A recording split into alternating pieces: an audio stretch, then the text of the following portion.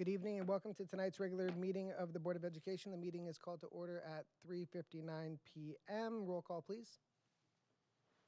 Student Board Member Supnet, Ms. Armstrong, Present.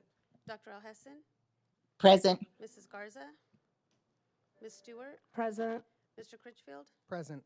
Tonight we do not have requests addressing closed session agenda items. And at this time, the board will adjourn to closed session and open session will resume at approximately 6 p.m. Thank you.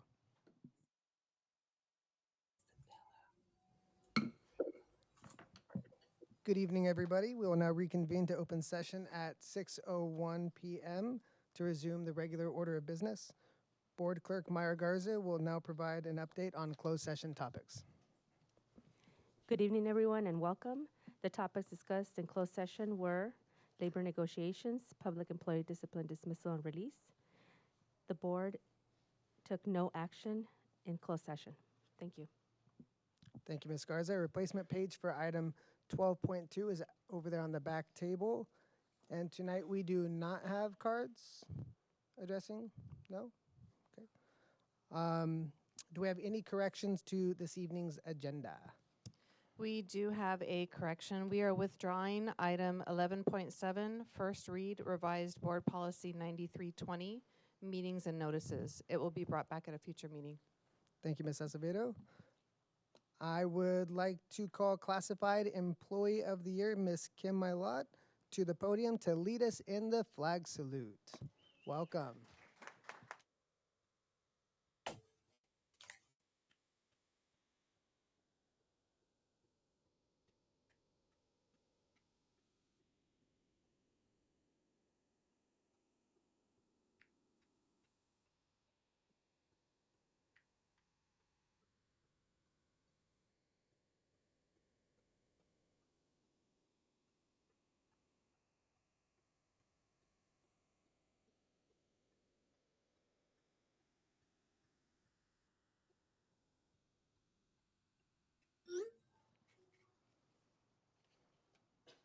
Thank you, Ms. Milot, and thank you for being here tonight. I would now like to call Ernie Pyle Principal, Ms. Julia Galavanes? Might, say it again? That's exactly how you told me to say it. Thank you, and thank you for being here. And I think you can just, is the mic on? There's a little button right there on the right. Awesome. It's on. Good evening, board members, interim superintendent, Mrs. Acevedo, and cabinet members. My name is Julia Gavilanes, proud principal at Ernie Pyle Elementary. I was asked to start us off with an inspirational message, and I would like to do so with a quote by Jean Quan. One piece of log creates a small fire, adequate to warm you up. Add just a few more pieces to blast an immense bonfire, large enough to warm up your entire circle of friends. Needless to say, individuality counts, but teamwork dynamites. Just as our district motto, BUSD, unified in purpose, remind us that every role, from custodial staff and nutrition workers to classified and certificated employees, plays a vital part in achieving our bigger strides and successes, like the bonfire.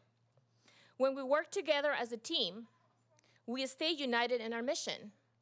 Let us continue to support one another and move forward with the same spirit of collaboration.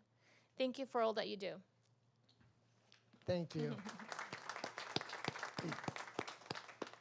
All right, it's now time for stakeholder communications. Can I have BTA President Carrie McDaniel come on down to the podium?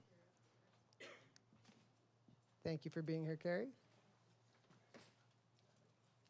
Let's go, hurry up, come on. Good evening, President Critchfield, Interim Superintendent Mrs. Azevedo, members of the cabinet, members of the board, and members of the audience.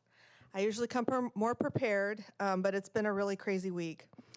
Alliance met on Tuesday, and we look forward to more productive discussions. BTA held an open house for new teachers today after work. We had 10 of our new teachers come, and it was good to see some of the new faces we have hired. We had bargaining earlier this week, and it was challenging on both sides. We did come to an agreement on special education language, and we will be setting more dates in the near future. Teachers are looking forward to another PD day tomorrow at our sites. The DBQ training for social science teachers was really great. I attended yesterday and was really impressed by the DBQ platform and the presenter. I just wanted to say how important communication is and that all of us in this room have tough jobs. BTA is dedicated to having open communication in order to solve concerns. And I feel while some of these discussions are difficult, they do make a difference in the end. So thank you and have a great evening. Thank you, Carrie. All right, now can I have CSEA Communications Officer Anthony Ramirez come on down to the podium? Thank you for being here, Anthony. Good evening. Board President Critchfield, other members of the board, Superintendent Azevedo, Cabinet, staff, BTA representatives, and members of the public. Good evening, everybody. My name is Anthony. I am the CSEA Bellflower Chapter Communications Officer, and I'm here to give you a brief update on the happenings of the classified employees here at Bellflower Unified School District. First off, CSEA would like to extend warm congratulations to the BUSD Classified Employee of the Year, Kim Malo. Congratulations, Kim. Kim's presence and contributions are vital to the Mayfair High School community, and we are happy to call her our colleague and our friend. There are 2 items within your consent agenda for approval that I would like to recognize at this time. First item on your agenda, on your consent agenda item that I want to recognize is item 13.3.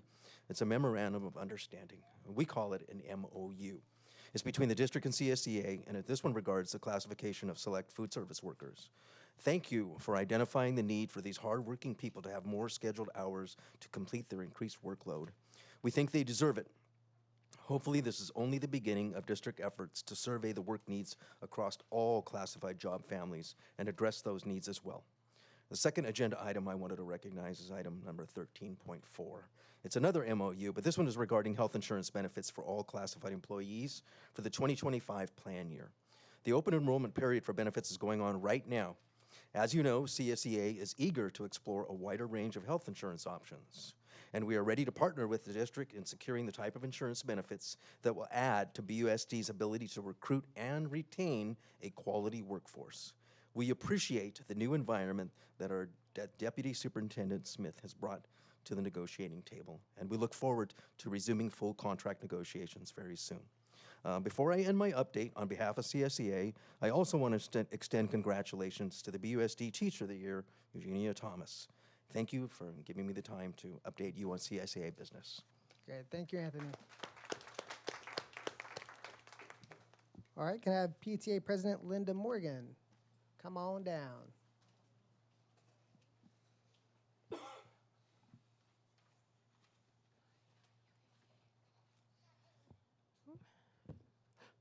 Okay.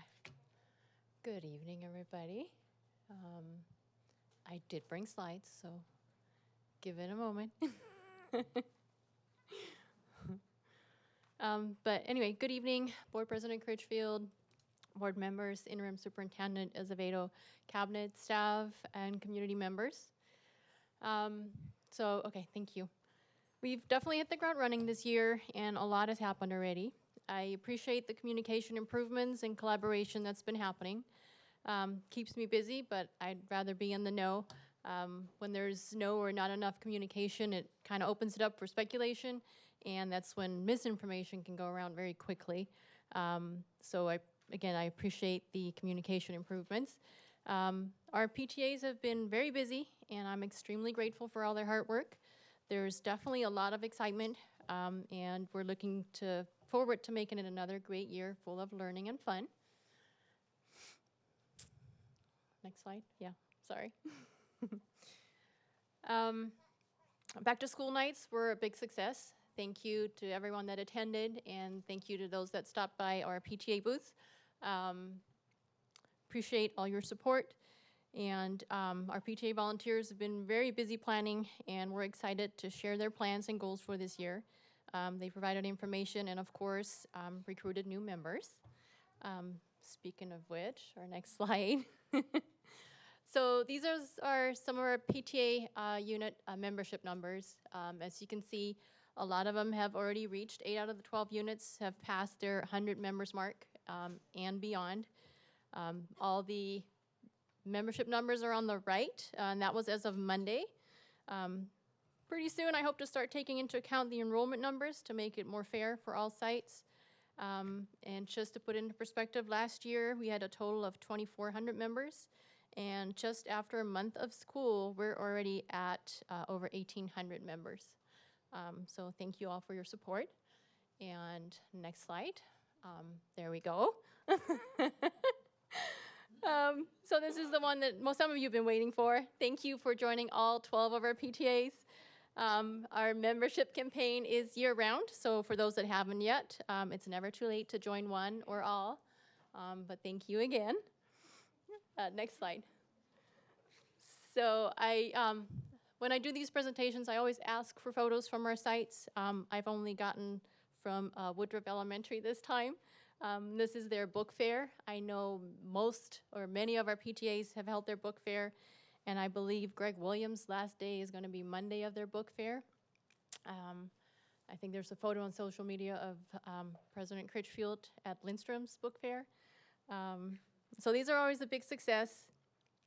Other PTA activities happening around the district have been or are the back to school dance, celebration of the National Hispanic Heritage Month, family game night, movie night, popsicle sales, reflections, snack shack for Bellflower Mayfair PTSAs, keeping them busy, bingo night, and that is all that I've been able to capture, and that's just, again, in this month.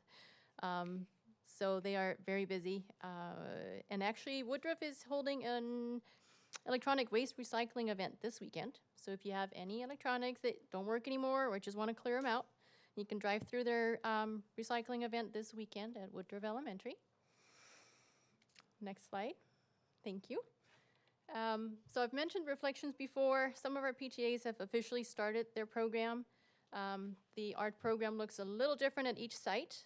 Council will gather the winning entries from each site for judging, and their first place winners at council actually move on to the next level, and again, they can go all the way up to national PTA for recognitions. Our Council Reflections Awards night is actually going to take place on March 4th, where we recognize our very creative students. Next slide, thank you. Other things happening is our BUSD School Board Candidates Forum coming up on September 26th at 6:30 here in the boardroom. Council is hosting, but it'll be run by the League of Women Voters.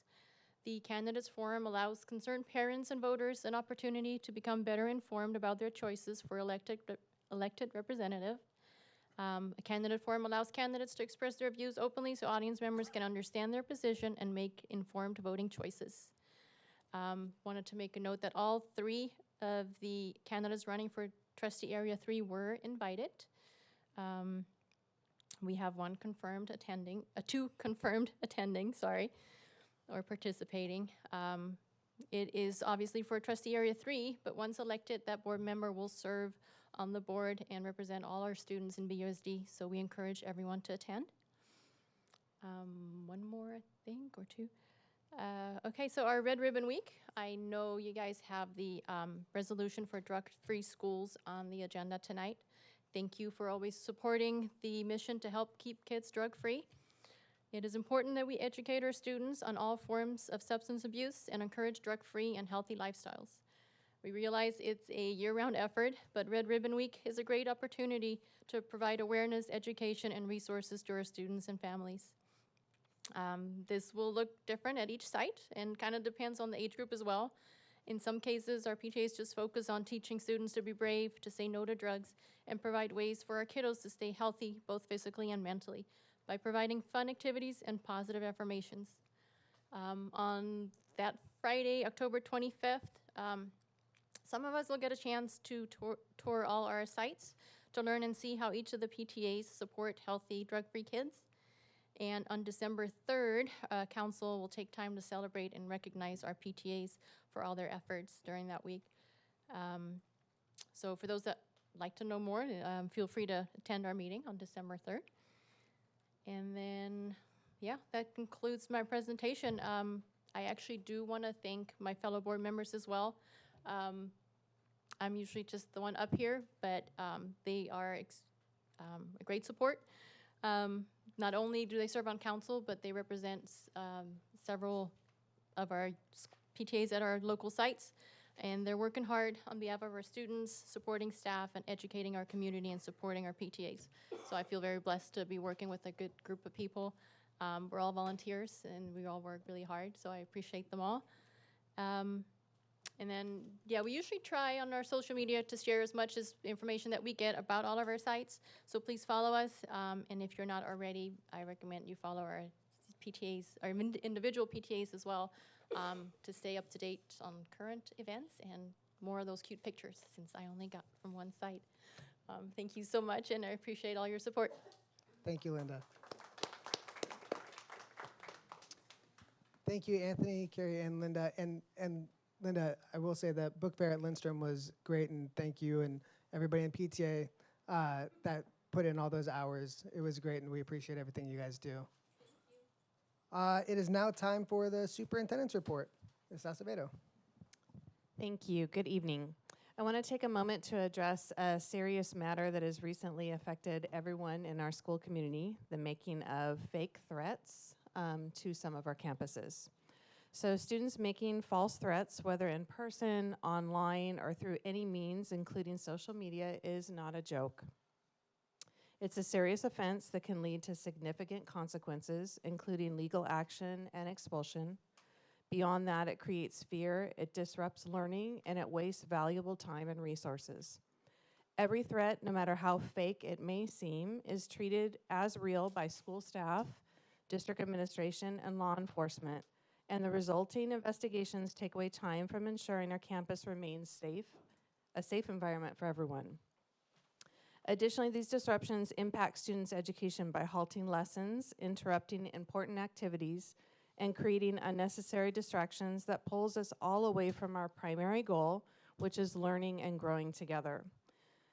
We ask at this time that our students be mindful of their actions and to think carefully about the consequences of spreading fear or misinformation. We ask our families and our community to have conversations at home regarding the seriousness of making threatening statements. We continue to encourage our students, families, and staff to report anything they see or hear that appears to be suspicious. The community's role keeping our campus safe is crucial, and we appreciate everyone's cooperation. We're very grateful for the support we've been provided by the Lakewood Sheriff's Department. I'm thankful for the dedicated staff who've been working through these recent situations. I encourage our students to focus on creating a positive and safe school environment for everyone. And I appreciate the time this evening to really talk about that. So thank you. Thank you, Mrs. Acevedo. And I'll kick it right back over to you for recognitions. And I'm going to ask Bonnie Carter to assist with those recognitions this evening. And I'll ask the board if they would like to come down for pictures.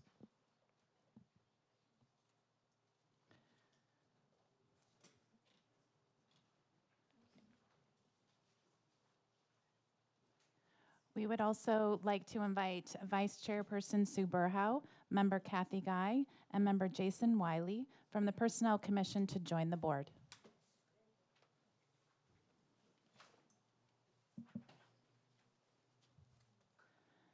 This evening, the Board of Education and the Personnel Commission are pleased to recognize this year's Classified Employee of the Year, Ms. Kim Malat.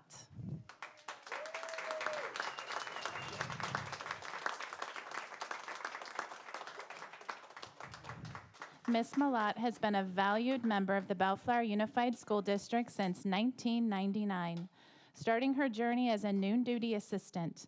Over the years, she has taken on various roles, including special education, instructional assistant, and clerk. Currently, she serves as the administrative secretary at Mayfair High School. Her exceptional dedication, professionalism, and positive attitude have made her an indispensable part of our team. Colleagues admire her humor and genuine concern for others, and they rely on her to handle any task with grace. Let us all take a moment to honor, congratulate, and thank Ms. Malat for her unwavering commitment to the Bellflower learning community. Let's give her some round of applause.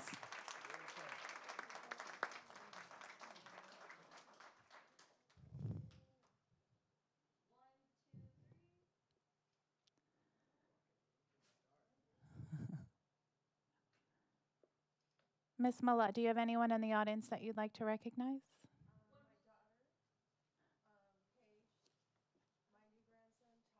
Oh.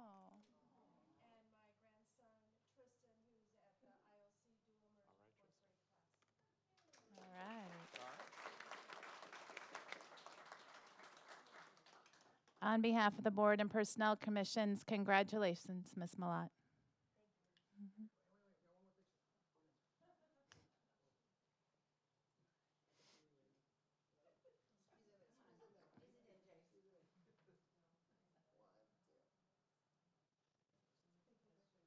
Congratulations again, and thank you for your service.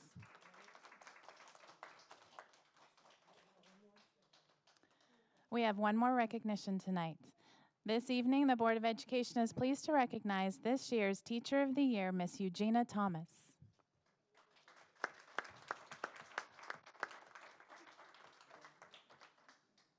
Ms. Thomas began her teaching career in 2013 at Ramona Elementary and has since made a significant impact in various roles, including elementary teacher, intervention teacher, instructional specialist, GATE instructional leader, AVID leader, and BITSA support provider. Her dedication and commitment to excellence shine through in her efforts to provide the best educational experience for her students. Please join us in congratulating Eugenia Thomas for her well-deserved recognition of Bellflower USD's Teacher of the Year for 2024-2025. We are proud to have you as part of our educational community. Congratulations.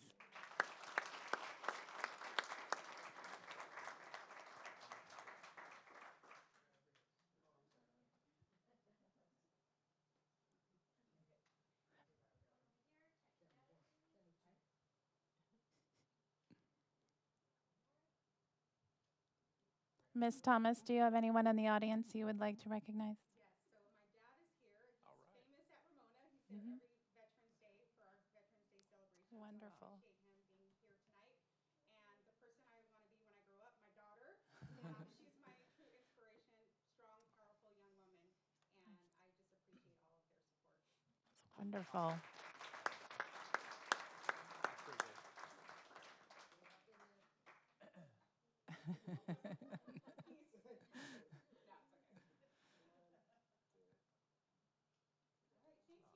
Congratulations again. And that concludes recognitions for this evening.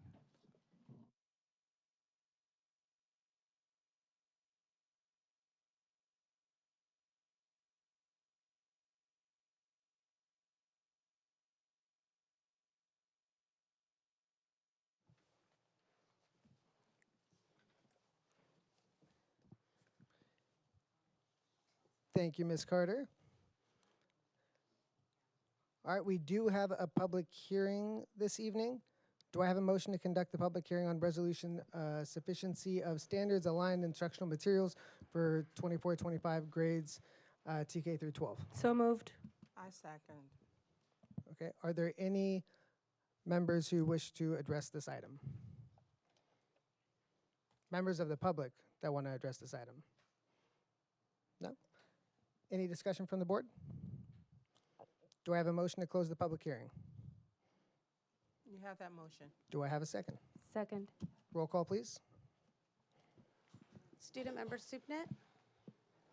Present. Aye. Ms. Armstrong? Aye. Dr. Al Hessen? Aye. Mrs. Garza? Aye. Ms. Stewart? Aye. Mr. Critchfield? Aye. We'll now move on to discussion items. We have 6 discussion items this evening. Mrs. Azevedo. Yes, so let's begin with your first discussion item this evening. It's item 12.1, first read revised board policy 0440, district technology plan. So at this time, it is open for discussion regarding any changes that a board member would like to see to that policy. So I will hop in on this one. I pulled that one because I wanted to know if that was something that we were currently doing in practice, and if there does need to be a change to the policy. I know there was some talks about possible funding requirements that once existed that aren't. Is this something that we'd want to change in this policy? Is the policy fine as it stands? And what is our, do we have a current technology plan? That was like 5 questions in Okay, one. let me try to get all 5 of those. Yeah. So do we have a current technology, a district technology plan? Our technology plan, the most recent one was written in 2016. So it was for 2016 through 2019. So no, we do not have a current plan. Are we interested in creating an updated district technology plan? I think that that would probably be a best practice, and maybe that would be a task that the new or newly appointed, when that happens soon, our district technology director may want to take on, because that plan would provide an overall landscape of the district technology. That might be a good thing to do. Tell me your other 3 questions, though. I think I missed a few. I don't remember them. No, I think it'd be great to have a technology plan, and I believe the policy as it stands right now says we'll approve one, I think, every 3 years. Is that something that, are technology plans usually every 3 years when you do have one, or are they longer, shorter? The previous plans were written as 3-year plans, which typically, I think that would be a good idea, good practice to follow. In the past, it was a requirement of particular funding. Okay. Do we have, could we provide the board with our most recent technology plan so we can kind of see what that look like, where we kind of left off and how we move forward? Yes. Awesome. Thank you. That was my questions. My colleagues on the board, any questions? I just had one comment. I don't know if this is how the policy is written, but I think you can see that everything is jumbled together. So I'm hoping that when we correct this, we correct that jumble. We do apologize for that. That was just a conversion, downloading it into a PDF, and you will see that on a couple of your board policies, so we apologize. Okay, thank you. I have one Thank you, comment Vice that, President Stewart. Board Member Alhassan? excuse me, thank you. I just have one comment to ensure that we include the policy that we have all 508 accessibility features in any new technology plan we adopt. Thank I'm you. sorry, Dr. Alhassan, could you say it again? I couldn't quite hear. That we incorporate 508 accessibility features in any new technology plan.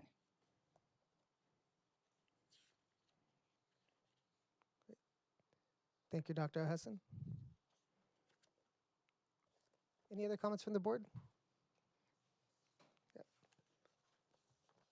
Ms. Garza? Thank you, President Critchfield. My question pertains to, does this policy cover any of the education that teachers, staff may have with like phishing or any type of threats online? So typically regarding staff training or staff updates regarding a technology component like phishing in email situations, that would be incorporated within that technology plan.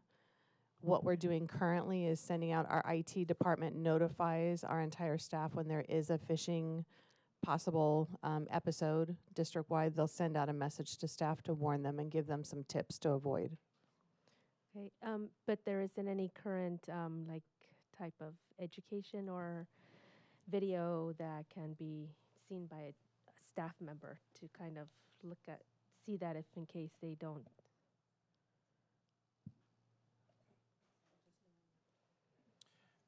That is something, Board Clerk Garza, that is something that we can also follow up on. I know that when we do annual trainings, for example, with respect to some of the things that we have teachers certifying on in various years with mandated reporting, sexual harassment, those kinds of things, the provider that those types of online coursework also, I believe, does have something related to phishing and things like that. I believe they do, so we can explore that and see if that would also be appropriate or something that we could share. Okay, that would be great. Thank you so much. No more questions. Board Member Armstrong? Yes, my question is, when we I think, okay, how close is the technology plan going to integrate with artificial intelligence, with AI? I mean, we have to, because we. AI would be part of that component. I can't really answer how Okay. close that would be, but it would be part of that component. Okay, thanks. Vice President Stewart? I might be ahead of schedule on this, but I know it says that the superintendent may appoint an advisory committee consisting of a variety of staff and community stakeholders to assist with the development of this plan. Is our plan to come back and look at what we had previously and then make those decisions? Or do you have a plan to create an advisory committee, and how will we form that committee? The first thing I'd like to do is have that director seated so that they can lead that plan. Okay. Okay, thank you. Thank you, Vice President Stewart. And what are we looking at timeline-wise for it to have that seat? I know the hiring process can take some time, but They actually just closed the posting of that position September 11th, and I believe they have 2 steps of an interview process. They have an oral, and I believe they have a final test that they have to do. So I would guess maybe a month approximately away. okay. And could you help me out with when it comes to the technology plan, the scope of it? When I think of things like enhanced security cameras, is that something that would be in the scope of a technology plan? Well, I was going to say it could be in your technology plan and in your facilities plan. It could overlap. Kind of overlap a bit. Okay, great. Thank you, Ms. Acevedo. Any other comments from the board? No? Student board member, you want to jump in? No? You have a question, I could tell. You got a question? Okay, all right.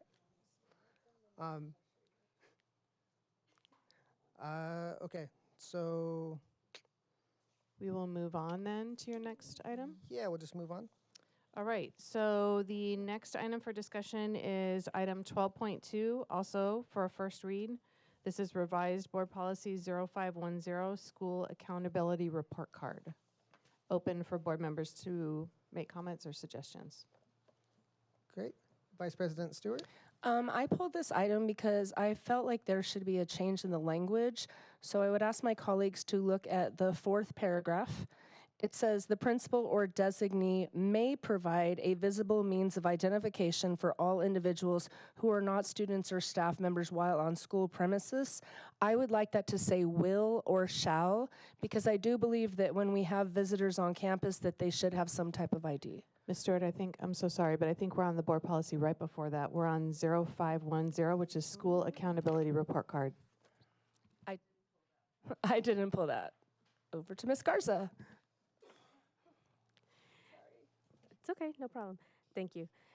Yes, I pulled this item because I wanted to ask a couple of clarifying questions pertaining to dual immersion reporting that I guess we do have that information, but how do we look at those scores if only English-only testing is taken into account for SARC? So the SARC is more of a compliance document that we use the CDE's tool. So everything that the CDE requires to be in there is in there. And you're correct. It does only have English scores in there because dual is an extra program, right? However, in the dual school plan, they should have data in there about how their students are doing in Spanish, because we do take the NWEA Spanish test, so it should be in their school plan. And we also do look at that as far as analyzing how our students are doing on the NWEA Spanish test as well. Okay. I would love to recommend respectfully that we also maybe come up with a plan on how to report that out for DI as well when we do the reporting for EO students at the same time. You mean in connection with the SARC? Yes, in connection with the SARC, so that way when we're looking at these scores, we're looking at both. Now that we've got, a little bit more help with, within that department, perhaps it's something that they can start looking at. And it may be something that we include on maybe the website for ILC. Because the SARC itself, we need to keep that in that compliance vein, right? And do what that requirement is. But we could look at what we could put on the website because the school also, even with the CASP scores, they disaggregate out our dual students. And so we look at that as well as how they're doing in English and Spanish. So we'll look at what we can do to add to the website. That would be perfect. Thank you so much. You're welcome. No more questions. Thank you, Ms. Garza. Any other comments from the board? Dr. O'Hessen, did you have any comments, questions? No, thank you. All right. Okay, moving on. Okay, so moving on to our next item. This is Board Policy 12.3. I'm sorry. Next item is 12.3, Board Policy 1250, Visitors, Outsiders. Open for discussion. I believe, Ms. Stewart, this one's yours. I'll read it again, but I was saying the fourth paragraph. The principal or designee may provide a visible means of identification for all individuals who are not students or staff members while on school premises. Instead of the word may, I would like it to say will or shall, because I do believe that they should have some type of identification, and I believe we're already doing that anyways, so I would just like to make that more exact of that we will give out that ID. I don't know if anybody else would like to comment on that. I would agree with Ms. Stewart. I have a question. Yeah, Dr. Hassan. How does that fit in with we're currently doing when they come in and sign in? Is that part of that identification process? Yeah, that's actually a perfect comment, Dr. Sue, because as Ms. Stewart said, we're already doing this. We're already providing them a badge as soon as they log in with the Verkada system. So they are given a badge. That's what I wasn't sure. Yeah. So they log in and they're given a badge, so they're identified immediately before they step onto the site from the office, right? Am I Yes, that's understanding you yes, that's correctly? Okay. correct. Yes. Sorry, I can't see anyone, so if you're nodding your head, I don't know. Thank you, Thanks. Dr. Hessen. Vice President Stewart. And I also wanted to say I know the next page was the ARs, that it did say that we should have signage and that it would be posted telling at each school how that registration process takes place. I don't know if we have that, but I'm hoping that maybe you guys can look at it and see if we do have that signage explaining the registration process to our outsiders or visitors. Thank you. Thank you, Vice President Stewart. I guess it's kind of related to this, so I'll bring it. But I know we had talked about the buzzer system for all of our schools, and they were being implemented across our sites. But I believe some sites still don't have it. Do we have an update on just the visitor buzz-in system? I do not, but I can get that for you. Okay. Is there any reason why would sites, do we give them the option to opt out? No, not that I'm aware of. Okay. Thank you. Would you like Mr. Turner to give you maybe an update on that real quick? Yeah, that'd be great. Okay.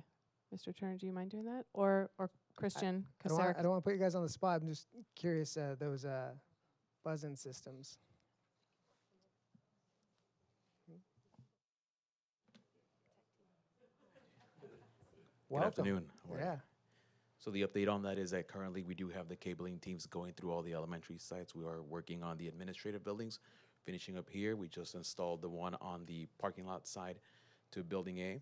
They're doing the installations at the south end of Building A, boardroom here, finishing up the installations at the ECE and Testing Language and Assessment Center here. They've cabled Maintenance Operation Yard, the Technology Annex, and they're working south. They're working on the northeast corner of the district, and they'll work their way the north end, and then they'll work their way on the south end, and the installing team is following the cabling team. So we are making progress on that. I believe that we're starting on a three school a week schedule right now. 3 school a week? Yes, So for the cabling team, yes. So the cabling team, that's just to kind of set the groundwork for it, and then like what would be the timeline you'd think, like by the end of? We're hoping to be done by the end of this school year. Okay, with all the schools and the buzz-in systems? That is correct. Okay, Yes. thank you. Thank you. Oh, Ms. Armstrong. Yes, I just wanted to ask, can we include, okay, I know sometimes we have agency people come in that are not regular employees, when they come in to provide services, are we going to require them to also sign in also? I know that's like a specific thing, but, you know, because we do want to have a record of who is on our campus and when they're on the campus and when they leave. So agency staff member have a separate sign-in process. Okay.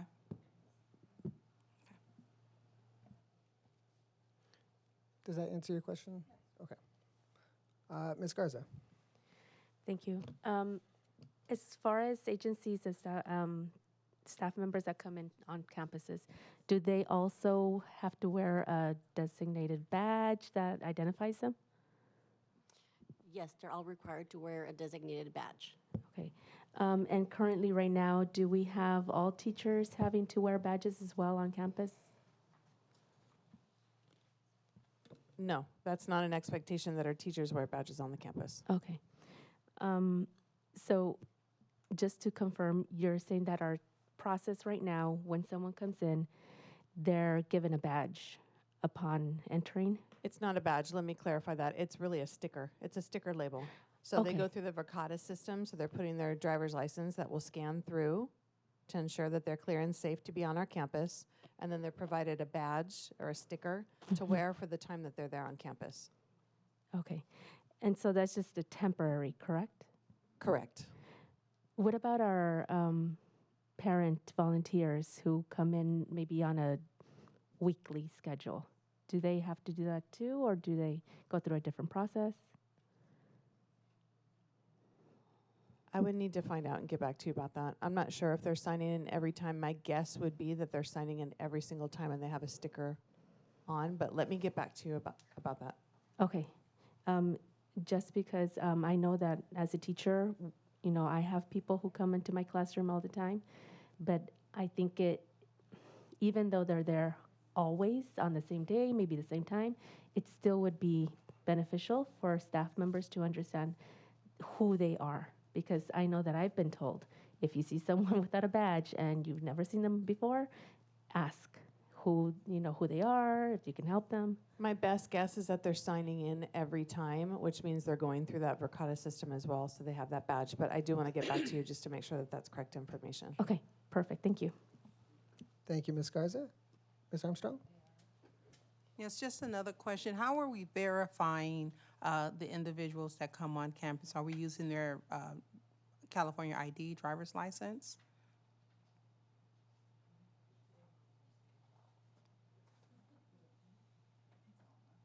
So, sorry, the Verkada system does use their California ID.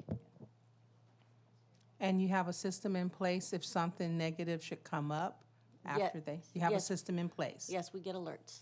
Okay, thank you. Thank you, Ms. Armstrong. I do have just kind of a general question. I know a few of our campuses we have closed campuses now, but this policy was last updated in 2014. Would that have affected, nothing in this policy would change as we kind of switch to more closed campuses with less parents on campus? So what you're looking at is the recommended updated language in alignment with CSBA's current recommendations. The date on the top is the last date that the board actually looked at this particular item. Right. So it does look a little confusing, but this is the most current language that they're recommending and suggesting. Okay. So whether we had open campuses or closed campuses, this policy would look the exact same? What we're saying is the way this policy is written right now, it does address our current campus situation. Okay, okay. Thank you. And moving on to the next one. All right, we are moving on to item 12.4, which is Board Policy 1330, Use of Facilities. Open for discussion. Thank you. Yeah, this is one we pulled, and the question I have is, I believe, let me get to the policy so I don't misquote it, but it says that the board will adopt a fee schedule for our use of facilities. I believe I don't know if it was annually or not, but it says that, but I haven't seen a fee schedule yet. So do we have a current fee schedule that's been adopted by the board? You have a fee schedule, however, it has not been brought back to the board for more than 10 years. Okay. Could we, before we look at any changes in this policy, like have that provided to the board so we could kind of see where we're at? Yes. And my concern with it is I know that there's been a lot of when it comes to use of facilities, it seems kind of a little bit loose, and we have some organizations that do a lot for our kiddos, and you know we're charging, and then there's some organizations that come in, and I just feel like we need to, if we're going to have a policy, we need to be very clear on it, and we need to adopt the fee schedule and make sure that we're just being consistent with it throughout. So if we can get the fee schedule and then really look at that, that'd be great, because a lot of the language in here talks about encouraging the use of our facilities as their public facilities. But I've found in my experience that sometimes it's very difficult, and you know, obviously you don't want anything that's going to cause a disruption to our primary objective. But outside of that, I don't know if we've really encouraged the use of that in the community to engage and partner with different organizations that are going to enrich our kids. Any other comments from the board? All right, moving on to the next one. Next item is 12.6, Board Policy 6144, Controversial Issues. Open again. I'll kick that one over. I'm sorry, let me make a correction. I skipped one this time, sorry. Let's back up. We're going to item 12.5, Board Policy 3260, Fees and Charges. Thank you, Ms. Acevedo. I'll kick it over to Vice President Stewart. I had brought this forward, but I actually got my questions answered, so I don't have any changes on this unless anybody else has something to discuss. Any other comments or questions from the board? No? Dr. Alhassan? No, I'm good. Thank you. All right. Moving on to policy 6144. Last one for tonight. So item 12.6, Board Policy 6144, Controversial Issues. All right, Vice President Stewart, kick it off. Okay, I had brought this one forward. I would like to focus on the very first paragraph. The Board of Education believes that students should have opportunities to discuss controversial issues which have political, social, or economic significance and which the students are mature enough to investigate and address. I would like to propose changing mature enough to age appropriate. I feel like mature enough could be very subjective, whereas if it's something that falls in line with our standards and is standard-based and falls in line with those grade levels, that age appropriate might be the best wording for that instead of mature enough. And then the only other thing I would like to actually ask my colleagues for their input on is, I know I was listening to the radio this morning and I heard there's a big controversy right now with LA Unified. It's political, and I'm just wondering if it would be advantageous to put something into this policy that states that our staff would be politically neutral to kind of keep that controversy out of our classrooms. So I'd like to, again, ask to change it to age appropriate and then get feedback from my colleagues on if they would like to see something about political neutral in the language. Thank you, Vice President Stewart. I'll kick it over to Ms. Garza. Thank you, President Critchfield. I'm in agreement with the changes Board Member Stewart was recommending, but I also want to recommend that we add to that standards aligned, so age appropriate and standards aligned to that, just to make sure that, you know, as we teach, there may be a lot of gray areas, but we always go back to our standards to make sure that we're keeping, you know, ourselves within those confines. But as far as politically, adding maybe politically neutral on here, maybe we can word it as personal political views should not impact right? The teaching and the standards itself. I'm not sure if that would be appropriate in here or if anyone else has a better wording for that.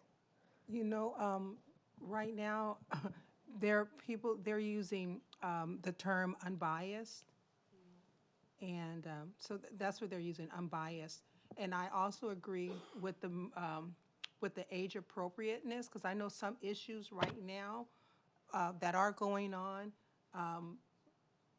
They, you know, if it's like 11th and 12th grade students, could probably most handle those subjects better than the younger ages. But at the same time, if we're having controversial issues, I would like for our staff to have some way of vetting it before we get involved also.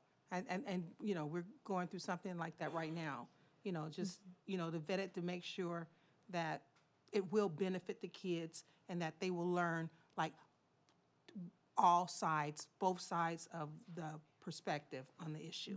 And I think that would be covered with standards aligned, is what I'm saying, because that really, it still gives the teacher that, you know, platform to have students discuss, but making sure that they're still hitting those standards that they need to and not get themselves into maybe those gray areas that could be troublesome. Thank you, Ms. Garza. Thank you, Ms. Armstrong. Mr. Zerga? Paragraph number 3 has a impartiality kind of provision in it. Do you want us to modify that paragraph or just add a completely new one? Vice President Stewart? Or word it differently? I do like the word unbiased maybe better than impartiality. Okay. That's just my own opinion. I don't know how you guys feel. I like it as well. I'll be honest, this one kind of confuses me a bit because the policy itself, it talks about the Board of Education believes that students should have opportunities to discuss controversial issues, but then it talks into expectations for teachers and sponsoring impartial speakers and more like teacher conduct. Are we saying the politically non-biased, that'd be the stance of the district, or are we saying like for the teachers, or that? Because I feel like every issue can become political. Can I jump in here just for a second? There's an AR that goes with this board policy, and I know you don't have a copy of the AR in front of you, but let me read to you a little bit of what that AR says specific to what you're asking about right now. So the AR basically says the teacher does not use his or her position to forward his or her own religious, political, economic, or social bias. The teacher may express a personal opinion if he or she identifies it as such and does not express the opinion for the purpose of persuading students to his or her point of view. And then it goes on to say the discussion or study of the issue is instigated by the students or by the established curriculum, but not by a source outside of the schools. So it goes along with that standards alignment. Great. Can I? May I say something? Yeah, go for it, Dr. Allison. Why isn't that included as part of it, Lisa? That's the administrative regulation that follows in alignment with the board policy. I think it gives really good clarity.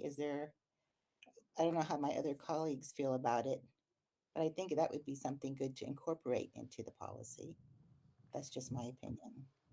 I'm sorry, when we have the policies, sometimes we have the administrative regulations to pair with it, because sometimes it could get lengthy and too boggled, but we have a book full of administrative regulations.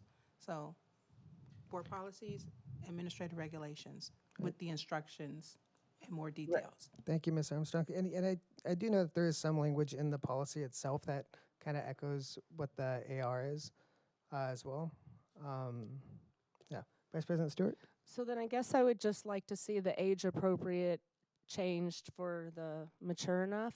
But I would like to say that maybe this is something that we hand out to our teachers on like their first day back, because I seriously doubt most teachers are going and reading the administrative regulations of our policies. That's just my guess. So maybe this is something that we hand to the teachers just so they know the policy and they just don't, I don't know, that's my feeling. Thank you, Vice President Stewart. At what point do all of our teachers read the policies? Is that a thing?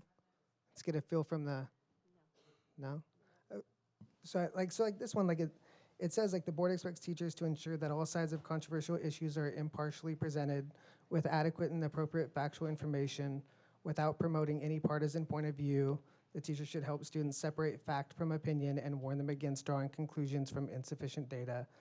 The teacher shall not suppress any student view on an issue as long as its expression is not malicious or abuse towards others. I feel like that's a good thing for us all to be on the same page on. So but at no point is there like a check-in like, hey, you gotta read these policies?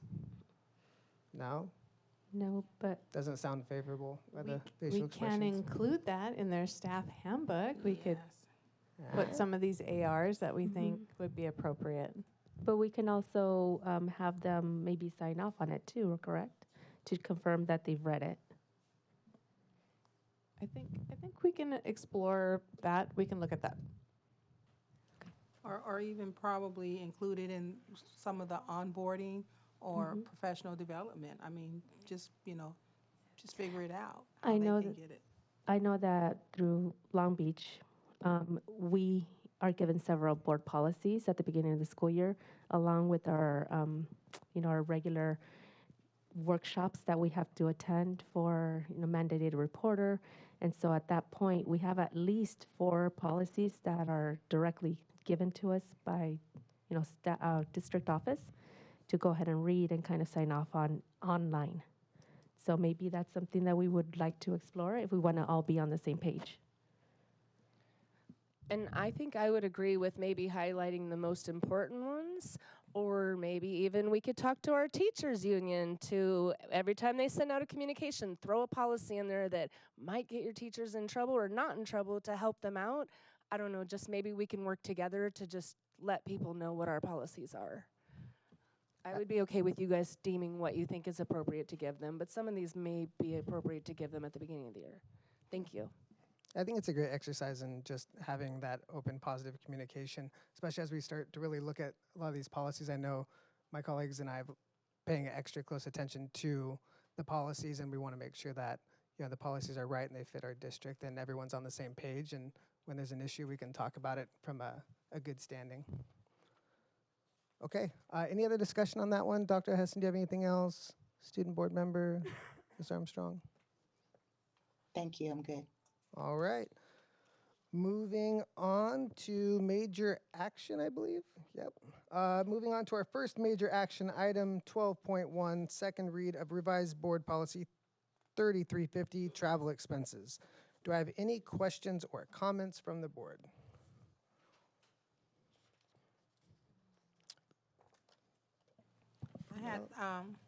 I had some comments.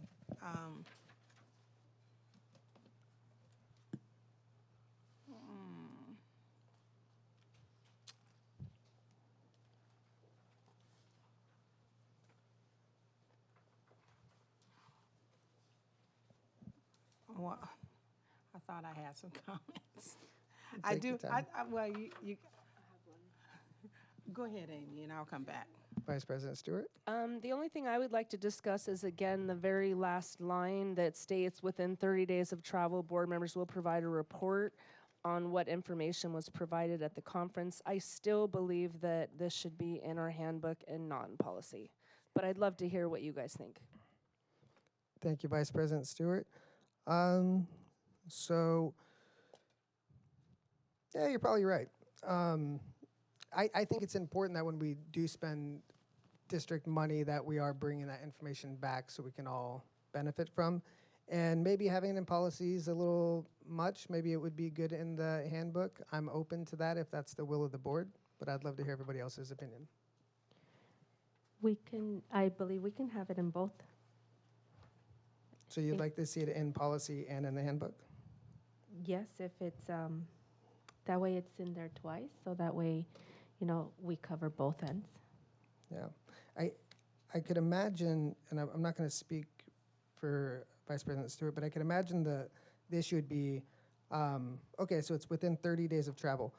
Well, what if we have a meeting in 3 weeks, but you actually have to miss that meeting, and then you don't report back on that travel, at 45 days? Okay, obviously no one's going to jump on you for it, but anything in policy should be something that we're going to enforce and make sure it's right. So it might be a little wishy-washy, or if there's not that much information provided, then like when we say provide a report, what does that look like? A report could be, I mentioned it in my board comments, or it's, hey, check out this slideshow and these cool animations and everything I learned. The spectrum of like what a report out would look like would be more subjective, maybe. I don't know. Am I close? Are there other considerations there? Well, I think if you go to a workshop or conference, usually as long as it's probably not the day before, but if we're coming back, we can, I know I do, I just report out what I've done, but if you want more detail, it depends, like you say, how do we want it? Because we can, Amy just shared some stuff, just because, and it wasn't even because the district paid her to do it. Right. But then we have to also remember that some trainings, is kind of like required for all of us. And even if we share it, it's not good enough, especially like that one AB 2158, the ethics training. Like every year we need to take that. And as a matter of fact, I have something to share with you guys because we're going to be hosting well, we're not going to host it, but LACO is going to be hosting a workshop, and it's not going to cost as much as it would if we took it during the annual meeting, because the course is like $600. Like when I took the course 2 years ago, it was $600, but that's because it was there.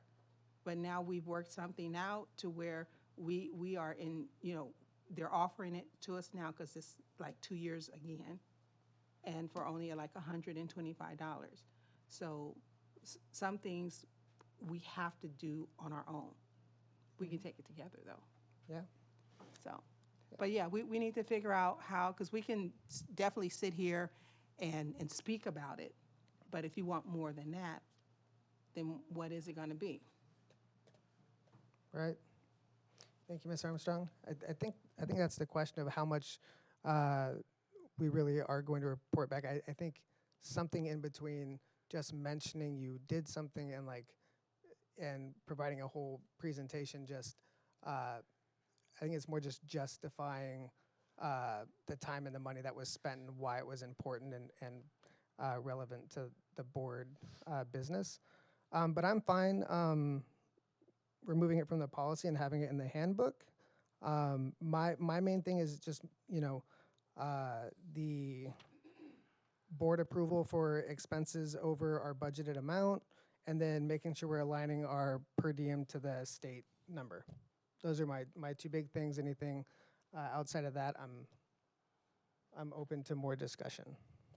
And I do want to mention one thing. I went to a conference years ago, and I don't know if you remember, I brought this game back called Impact, and we still never got a chance to explore it.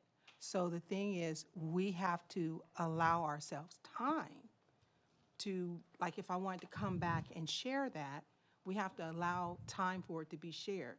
So I've been having this game. I'm going to have to get training on it all over again so that we can, work through it, or probably bring the developers out. But we have to allow the time also. So, and that's what we haven't been doing. We haven't been allowing ourselves time. So. Thank you, Ms. Armstrong. Vice President Stewart?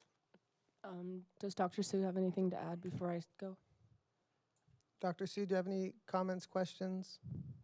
I just have a comment. I agree with Board Member Vice President Stewart about having it in our handbook. And the follow-up question that is, when are we going to see the handbook to review it?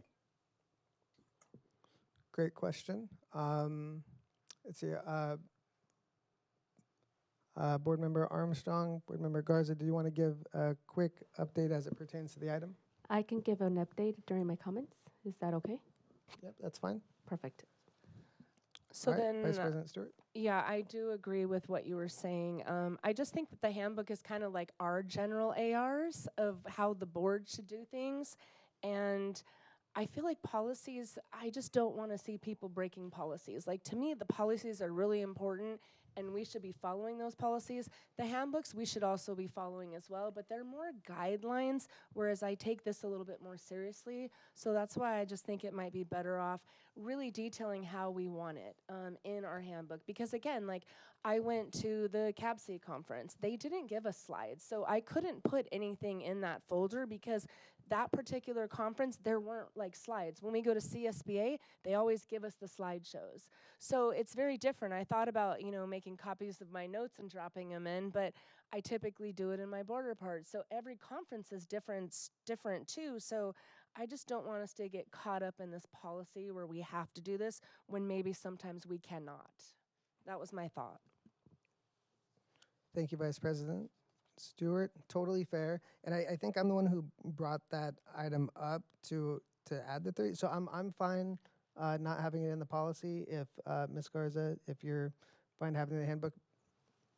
Yes, I'm not married to it, but we will support anything the board wants to do. Okay. But I am again with the handbook. I feel that it's a very valuable thing, and I know we'll get a report on how that's coming along. But I do think it's really important on, really the intentionality behind reporting out is more important. So maybe it doesn't belong in the policy. It's more just, the willingness to share information and bring that value back. So I think that's a great thing to have in our handbook. Vice President Stewart. So then besides that, if we just scratch that, are we allowed to, as a board, say we'd like to scratch that and then approve this tonight? Or how would you like us to You're going address to need to that? make a It is an motion to approve it with the correction, and you'll have to state what the correction is. Okay, so I'd like to make a motion to approve this with the correction of removing the last line of the policy, which is within 30 days of travel, board members will provide a report out on what information was provided at the conference. Do I have a second? Second. Roll call, please. Student Member Supnet, Aye. Ms. Armstrong, Aye. Dr. Alhesson, Aye. Mrs. Garza, Aye. Ms. Stewart, Aye. Mr. Critchfield. Aye, item passes. Our last major action is item 12.2, Declaration of Need for Fully Qualified Teachers. Do I have any questions or comments from the board? Madam Clerk Garza. Thank you. My first question is, how was the need determined? Okay, so typically a declaration of need is a prediction of where you may need to hire staff who may not meet full qualifications. So that could be someone who's in an intern program. That could be someone who doesn't have their CLAD authorization. That could be someone who maybe is a CTE teacher, for example, and again, doesn't have CLAD authorization. So usually it's for an intern or emergency type credential. Typically it falls into a specialty area. And we're determining that we need about 15 teachers for that? So this original declaration came to you, I believe, in the month of June. However, it was presented on consent. That's not the appropriate way to bring it forward. So now it's coming back to you again a little bit later. So this was a prediction at that time. It has been changed a little bit between then and now. If you notice now, you have a couple of specialty areas that have been added. That's in your replacement page. Yes, you're right. I did see that. Okay, thank you. So I also wanted to ask about what is our recruitment plan going forward? Do we have one at this moment? Are we still working on that? Board Clerk Garza, yes, we are. We are in the process of still refining exactly what our plan would be. What we're envisioning is some broader outreach, number one, at all of our local colleges and universities for one. We'd also like greater participation in our in various job fairs. And we're also thinking about hosting our own potential job fair, both on the classified side of things as well as the certificated end. And then we'd also like to look at where we advertise our positions, in particular on classified. I know this item is more related to certificated, but we're interested in seeing what other places beyond just EdJoin can we have our job postings, because we know people look at multiple spots and multiple sites for such things. Perfect. Do we have a prediction of when we're going to be rolling out that plan and start reaching out? Will it be this school year, next school year? Ideally, we'd really like to make some headway on this school year. We know that there's a need, especially for our classified positions, in terms of getting more people, because we have more unfilled positions on that end of things. And then once we get closer to the more traditional kind of teacher hiring period, which is usually closer to March or April, we'd like to have some things in place. Right now, we are in the process of bringing on 2 executive directors to assist in human resources, so those are positions that are not only for the classified side of things, but also the certificated end. We know that that extra help will be a tremendous asset to us as we go ahead and start crafting those plans. But in the meantime, yes, to answer your question, yes, we want to make some serious headway, not only this year, but also looking beyond. Okay. Thank you so much for answering my questions. Thank you, Ms. Garza. Any other questions, comments from the board? I have a quick question. Go for it, Dr. Sue. Is this also based on need? For example, if we have a higher population of students with special needs, disabilities, and we don't have enough teachers, does that also apply? Or it seemed like it was more generic, or is it also based on need? It's based on need, Dr. Sue, but you also have to make a little bit of a prediction of what you may need for the entire year. Mm-hmm. So it would include like different areas, for example, our Prop 28, looking at arts and performing arts and theater and so forth. Yes. Okay. Thank you. All right. Any final comments? No? All right. I will need a motion on this item. So moved. A second. All right. There's a motion and a second to approve declaration of need for fully qualified teachers. Roll call, please. Student Member Supnet, Aye. Ms. Armstrong, Aye. Dr. Alhessan, Aye. Mrs. Garza, Aye. Ms. Stewart, Aye. Mr. Critchfield. Aye. And moving on to the consent agenda, do we have any items to withhold from the consent agenda this evening? President, I'd like to withhold 13.5. Okay, 13.5. Any others? No. And what's the name of that item? It is the approval of the MOU between Bellflower Unified and the Bellflower Teachers Association for Health and Welfare Benefits. Thank you for that.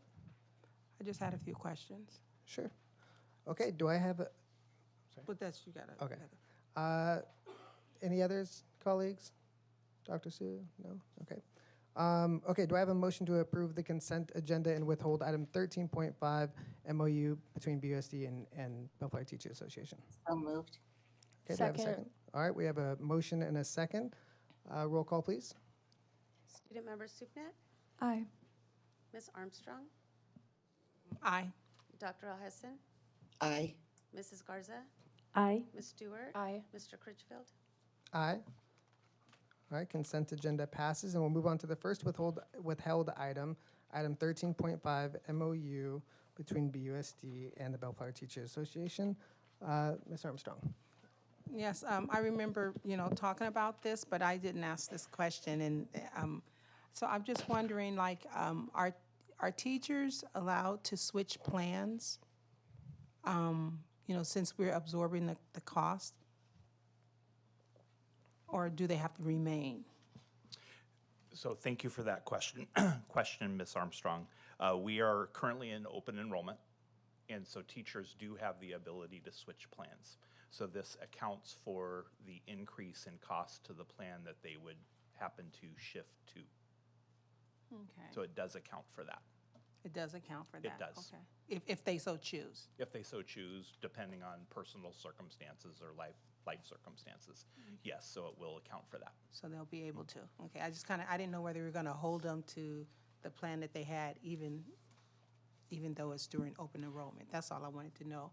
I also wanted to know, I know we mentioned that it would be treated as a stipend, but why is it, to me, it's considered an increase in compensation. So are we still treating it like a stipend or an increase in compensation?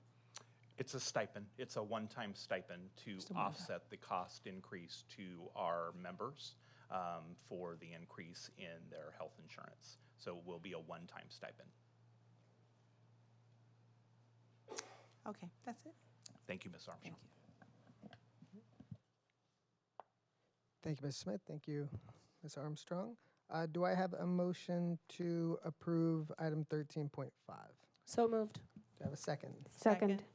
All right, we have a motion and a second and a third. Who was second?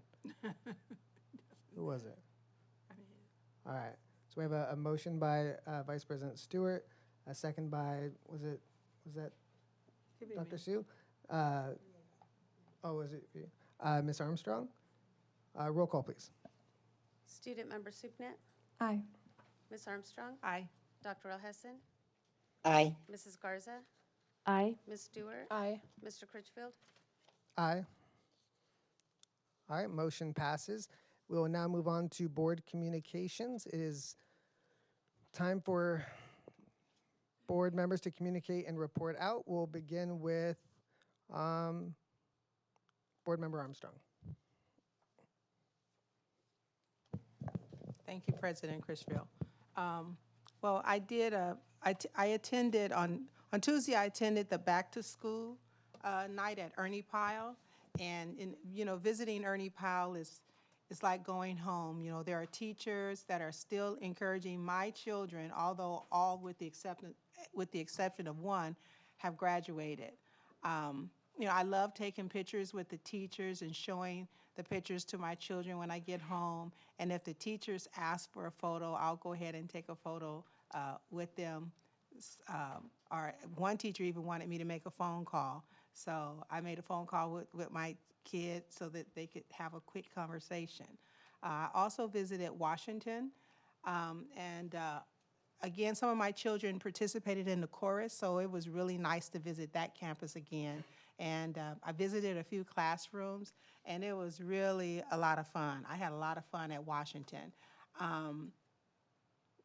I mentioned to some of the people that maybe we should create a competition because some of the rooms had decorative themes, and some rooms truly reflected the personalities of the teacher themselves. I mean, the teachers really created rooms that fostered a very rich learning environment, and it was very inviting.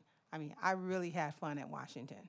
I really shouldn't brag too much because I know that my Ernie Pyle people might be listening.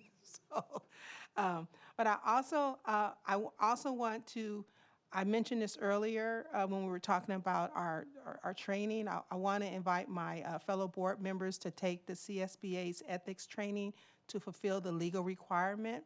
The Ethics Bill 2158 training in partnership with Los Angeles County Trustees Association is being offered at only $125 for members, which is usually about $600 per person if taken during the annual meeting. Non-members also can take this course, but they have to go through a different type of registration. And the bill requires elected board members to complete 2 hours of ethics training every 2 years. So on November 18th, I have a flyer. They're going to be offering 2 sessions. So we can get that out the way and save some money. On Monday, October 24th, I don't have a flyer for this one yet, but we will be offering a professional learning for all members, and the topic is going to be artificial intelligence. And so CSBA will share out our support and collaboration with this, and we're going to have our PACER there, the Public Affairs Community Engagement Representative. He's going to be there, and we're supposed to be having a special guest that's going to join us with the AI presentation. I'm really excited about it because I really don't know much about it. You know, I'm just learning. Again, the flyer will come out soon. And I just want to let the public know, let everyone know that the district pays a membership fee every year for our board members to participate and take advantage of the trainings and workshops offered through LA County School Trustees Association. However, each district has one board member that serves as the voting member for the board. And so this means that all of us can attend these meetings. This is the LOXTA meeting, including our superintendent. And I encourage my fellow board members and the superintendent to get involved. You know, maybe we can all learn something new or even contribute what we're doing here at Bellflower with some of the other districts. And I'm gonna put it out there, Lawndale, they come full force. You know, we have Linwood. Linwood comes not as full as Lawndale, but they're there. So,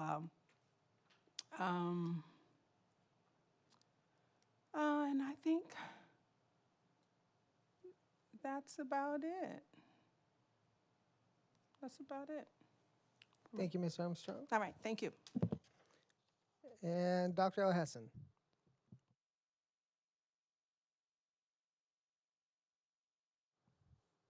Excuse me while I try to unmute myself. Thank you. I also attended back to school night at Ernie Pyle and had a really good parent turnout. And I was happy to meet the new principal there and connect with some of the teachers that I've known there for years. I attended the ad hoc committee meeting on special ed and had a really great presentation by our associate superintendent for special ed, Alma. And she updated us in regards to where we are to the FIGMAT audit, what we've met, what we still need to do, and some numbers in regards to be aware of as we're moving forward. I also met with our interim superintendent, Lisa Ozito, and also Alma in regards to looking at what we can do for October, which is Disability Employment Awareness Month, and just to create greater incentives and motivations for our students with disabilities. I had recommended, we had a performer that I got a chance to meet on You Think You Can Dance, who uses her wheelchair as part of her routine, and she's a choreographer. And I thought she'd be a great inspiration for many of our students to see and to look beyond their disability in regards to what they can do, their abilities. I also had a chance to meet Miss Wheelchair California, and part of her, I don't want to say duties, or obligations, but something to that nature, is to actually go out and make presentations at school districts. So she's more than happy to come out and speak to our students. So I'm hoping that we can look at that and really have a more inclusive type of participation for all our students. I also want to mention in regards to recent events that Ms. Evazito brought up in regards to student safety, and part of our initial safety model, which looks at student ambassador programs and how it truly supports the foundation in looking at anti-bullying and looking at supporting social influence, the power to change the way students treat each other. It's a skill-based, non-violent communication process where they learn conflict resolution.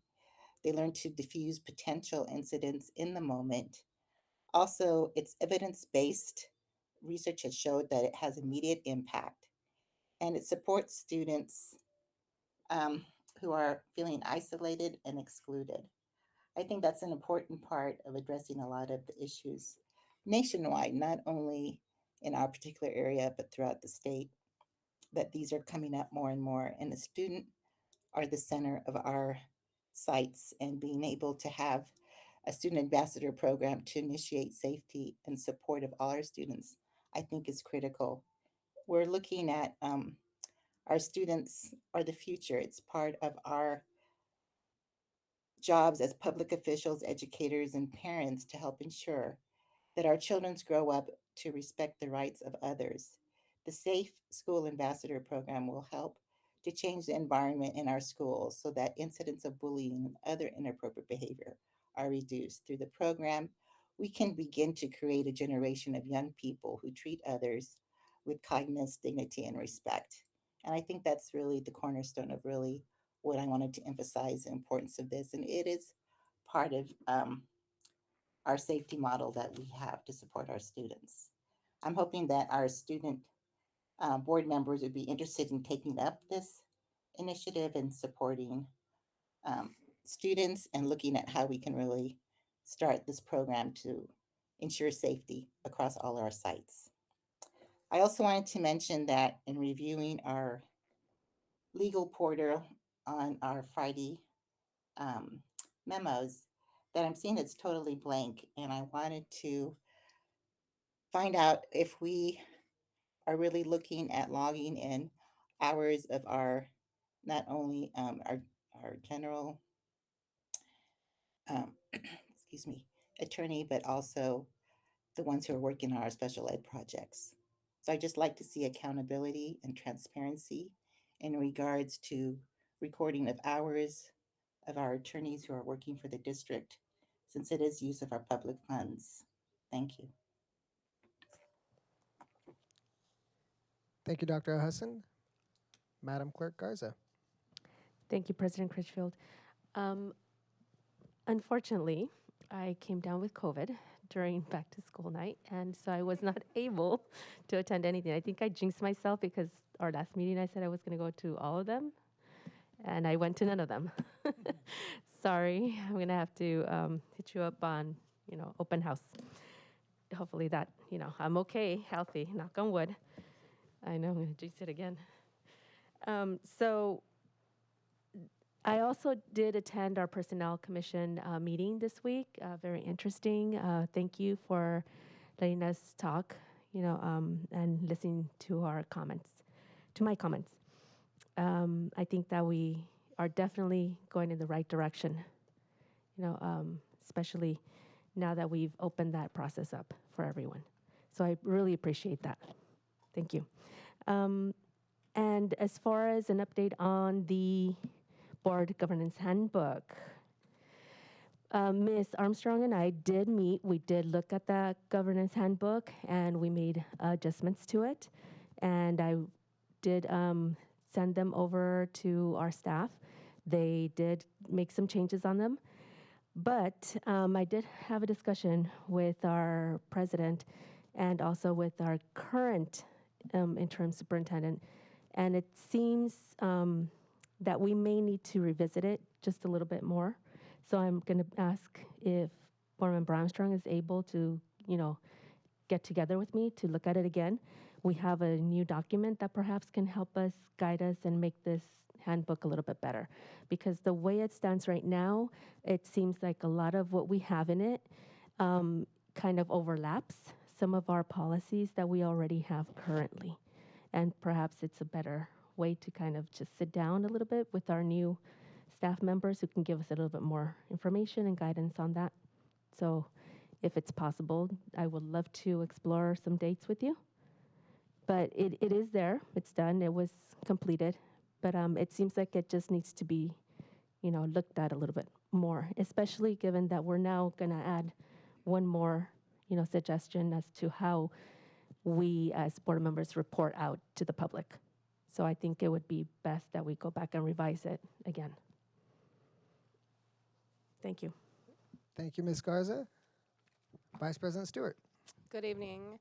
I have also been sick, so I'm going to go a little slower than usual or I'm going to be out of breath, so please be patient. Last week, I attended back to school night at Ramona and Baxter. Thank you so much to Ramona Principal Tanya Esqueda and Assistant Principal Ashley and Baxter Principal Eddie Cruz for welcoming me to their campuses. I received so much great feedback from staff and parents, so many smiles and nice comments from parents walking by, and I'm really excited about the future at those two sites because as new admin, I think they're already making a huge difference. So thank you to our administrators and to their staff. It was a really awesome visit. Last Thursday, I did miss my ad hoc meeting, and it was 100% my fault, so I do apologize for that. But I was able to sit down one-on-one with Mrs. Ulloa and to go over our FIGMAT recommendations. I'm really excited about her being in this position. Her organization and her use of the data has just been refreshing, and I feel like we are in such a better place with her in our district. I'm looking forward to seeing what improvements we make in our SPED department, and I believe it's going to be very significant, so thank you for joining our team.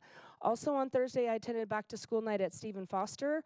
Thank you to their principal, Georgia Diomedes, and their AP, Krista Jackson. I love the presentation that she gave. It was just genuine, it was kind, it was collaborative. It really addressed some of the important things with our parents, like the need to improve our writing and our absenteeism. And Alma and I also visited all of our SPED rooms. There were, I think, 7 in total. And one thing I hadn't seen that I saw was their sensory room, and I just absolutely loved their sensory room. I wish we had this at every single site. It was so cool. You have to see it. You're going to love it. But they just had so many different things in that room, things that you could touch, things that you could play with, that you could sit on, like just so many different things in there. They had, they were going to set up some swings and like hammocks, and it was just a really cool thing. So I just wanted to say that. And I also saw our new playgrounds there, and they even had an adaptive swing. And so that made me smile so much. I really hope that we can get more of these at our other sites in the future. In general, I've just been hearing phenomenal things about our elementary schools. I've gotten just really good feedback. I do believe that we need to clean up some things at our high schools, but we are moving in the right direction. But it feels better than when I first came on board. So again, thank you, Mrs. Acevedo and her staff, for choosing some great new leaders and adding APs to our sites. The principals are really excited to have them and the staff, so thank you so much for that. This past Saturday, I again played in the 2nd annual Las Vegas Stars Celebrity Softball game against the Wounded Warriors. I talked about it last year. Again, it was just a special event. These men are so good. I cannot explain to you how good they are. It was amazing to watch them play. They were so good. It went extra innings. My team did win, but it was 30-27, so you can imagine how long that game took with 57 runs. But I was literally standing at first base, like, please don't hit it to me, because they are just so amazing. I got to be teammates with Jose Canseco and his brother Ozzie Canseco, as well as Sean Farnham from ESPN and some other UNLV alum. So I just want to again thank the Wounded Warriors and all of our veterans for everything that they do for us. I will always be grateful for what you do.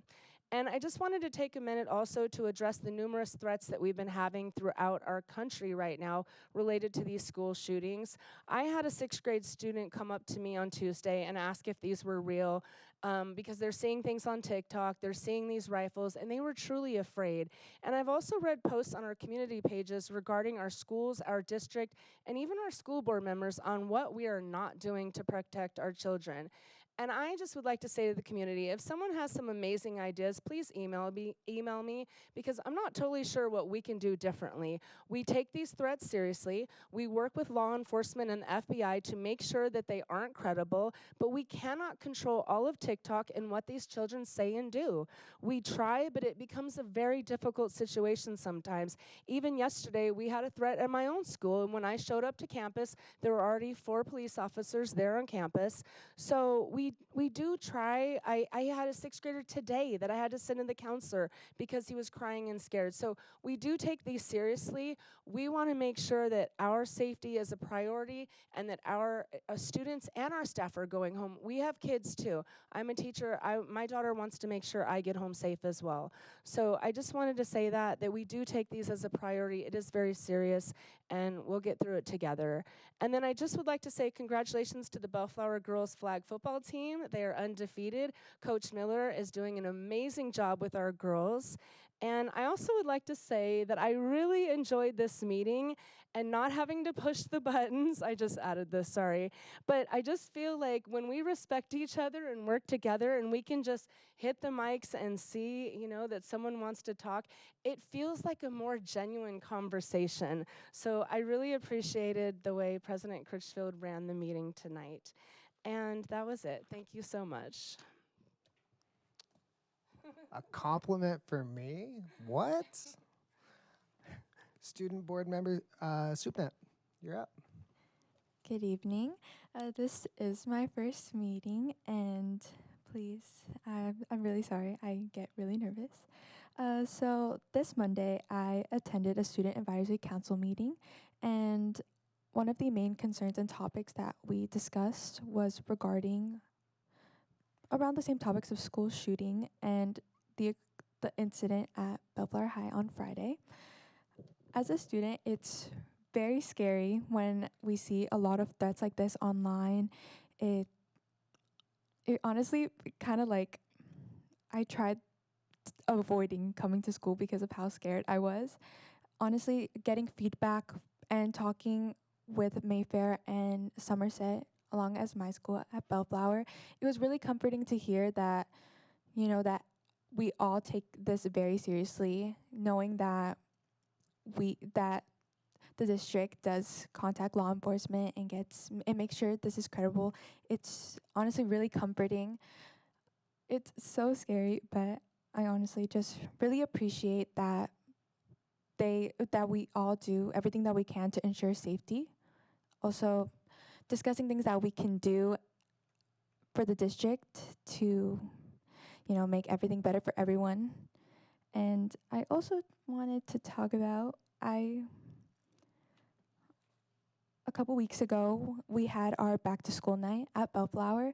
It was, even though I was working most of the time, I got to go around the classrooms and see even some classes that got to visit some teachers I didn't even have, but it was really nice to see all these parents and seeing all these organizations come to our school and come to my school and talk about what they have to offer. And it was just honestly really fun to be there. And even today, I attended a meeting right before this to discuss our homecoming. Homecoming is coming up soon, and all of our homecoming game, our pep rallies are coming up, and it's honestly just really exciting because as a senior, it's my last homecoming, and I'm just honestly really excited for all the senior events and things to come. Thank you. First one done. Round of applause. Great job and welcome to the team. For me, we had our alliance meeting recently. That's the meeting with our BTA and our CSEA reps, and I appreciate those meetings. The first one of the school year. I'm looking forward to those throughout the year. Back to school nights, Bellflower High School, Mayfair High School, Lindstrom, Ernie Pyle, all great back to school nights. I love this time of year. Went to the Mayfair versus Lakewood Milk Bucket game. That was fun, right? Go Mayfair. I was rubbing it in David's face the entire night. I'm actually a Lancer alumni, but that was a really good game too. That was overtime. It was great. Our boys are playing really awesome, and I know we're gonna have a great season. But that was a lot of fun. I went to a couple book fairs at Lindstrom. Again, shout out to our PTAs putting in the work. Went to the Personnel Commission meeting. That was fun. Jason Willie's in the audience. He's the newest Personnel Commission. Give him a round of applause, putting in the work. I appreciate the relationship, and I appreciate the collaboration. And, whether it's Personnel Commission and collaborating or negotiations, I know, if it's not, is that saying like no problem, no profit? If it's not tough, that means you're probably not trying very hard. And I feel very optimistic and all the parties involved that we're going to continue a positive, collaborative relationship building. Even when it gets difficult, I'm very optimistic of the direction that we're going. met with BTA President Kerry McDaniel. I text you, but did we meet this month, Michelle? Was that this month? Was that the end of the last one? Well, then I got to get you on my schedule. So I really appreciate both CSEA and BTA taking the time to meet regularly. I appreciate those conversations and staying in lockstep.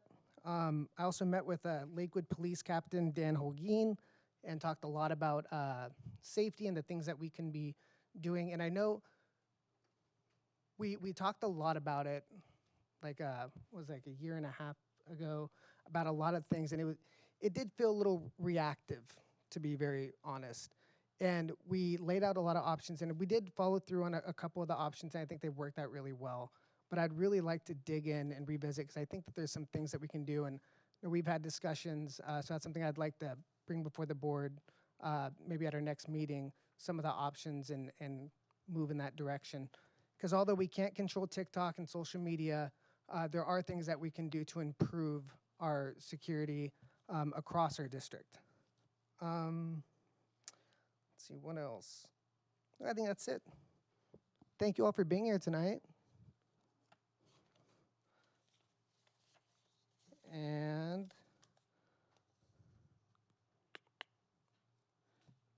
now we will move on to, don't give me that look, Jason. I know what I'm doing.